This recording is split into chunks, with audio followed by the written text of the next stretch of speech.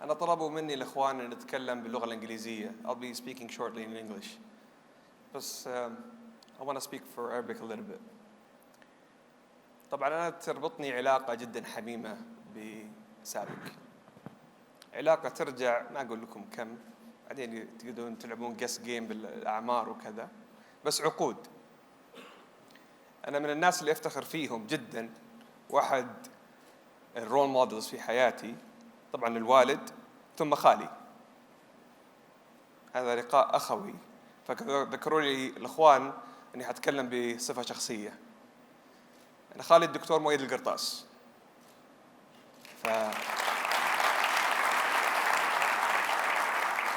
فخالي من عقود قليلة، خلينا نسميها صغرة شوي، كان يحكي لي دائما عن قصة المبدعين في سابق. كان دائما يحكي لي أن هذه الشركة اللي استطاعت تأخذ تحدي من عقود، أنها بإمكانها بأيدي سعودية وبتقنية سعودية وبقيادة سعودية صناعة المستحيل. وتشرفت العام الماضي في برشلونة بتسليط الضوء عليها، فأصالة عن نفسي ونيابة عن خالي بيض الله وجهكم واحد واحد. I'll switch to English right now.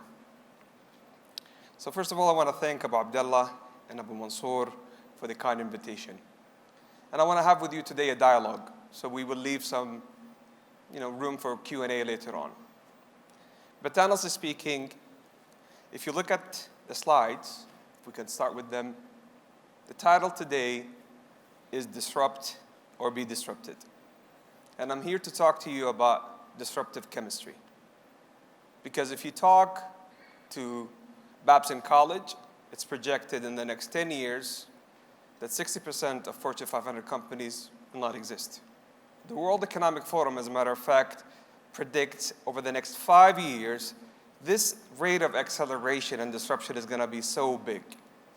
And I'm going to share with you a story so we can draw a parallel. And a lot of times, history is a great predictor of the future. So this is a story about disruptive chemistry.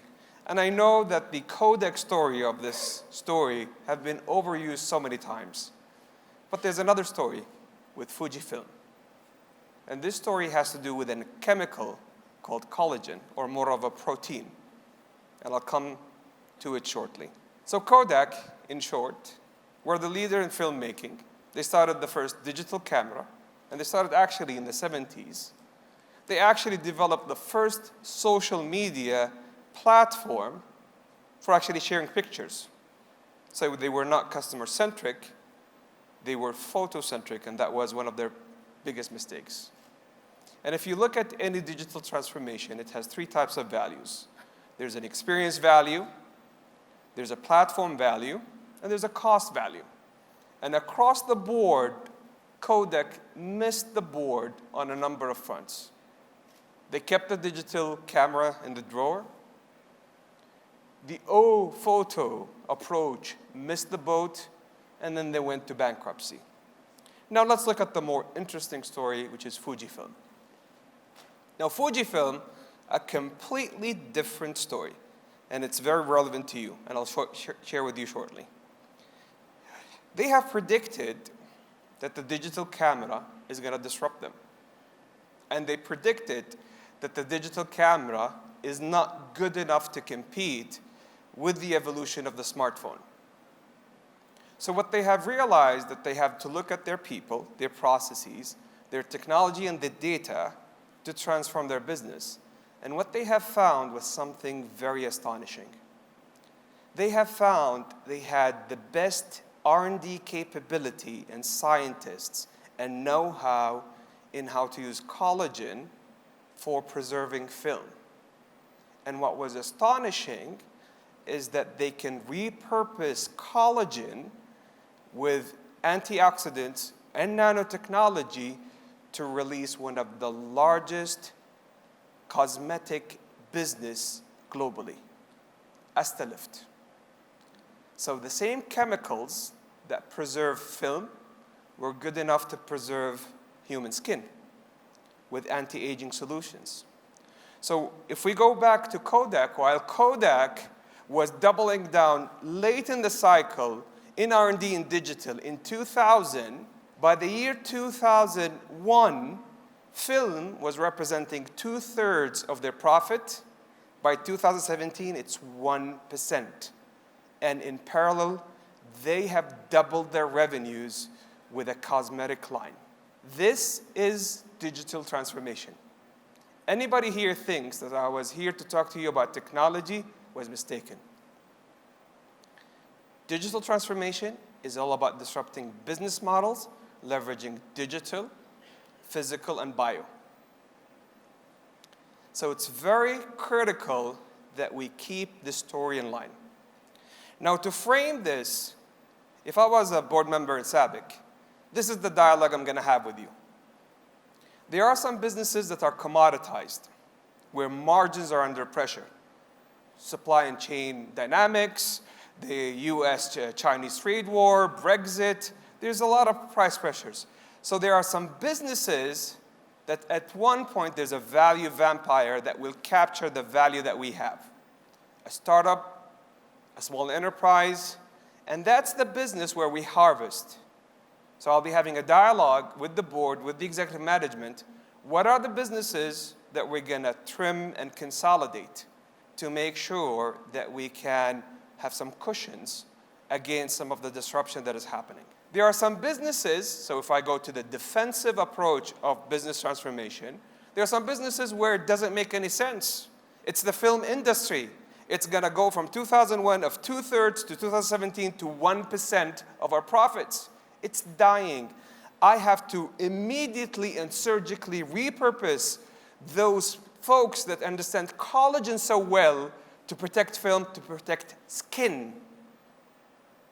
And those are the businesses that I'll be asking SABIC in my board, and they were too kind to tell me I can be direct with you today.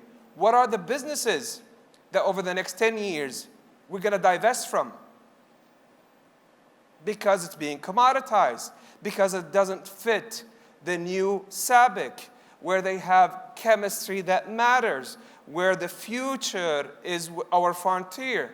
So that's the downside of digital transformation. But there's a good side. The good side is on the offensive. So what are the expertise, the R&Ds, the leadership, the DNA that SABIC has that we could repurpose immediately to capture the next $12 billion opportunity, the next Asta lift? What are the other opportunities that we can go and aquapy? And this is where Fujifilm, nobody knows this, but today they are in consumer electronics. Today they are in the medical field and in other adjacent services. And that is one of the key highlights should be today of this offsite. We should have this candid conversation about what are the next $1 billion, $5 billion, $10 billion opportunities that we're going to gear our best leadership, our best thinkers to go and capture. I have some good news for you.